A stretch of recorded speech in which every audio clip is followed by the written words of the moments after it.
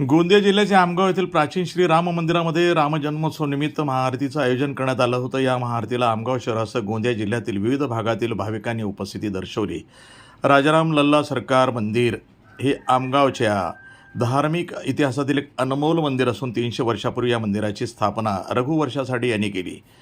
आज रामनवमी निमित्त या मंदिरामध्ये महाआरती पार पडली। यामध्ये मोठ्या संख्येने भाविकांनी उपस्थिती दर्शवली। हा बनिया मोहल्ल्याचा परिसर यामध्ये मागील प्राचीन काळापासून राम मंदिराची इथे स्थापना झालेली आहे। या राम मंदिराची वैभवशाली परंपरा आहे।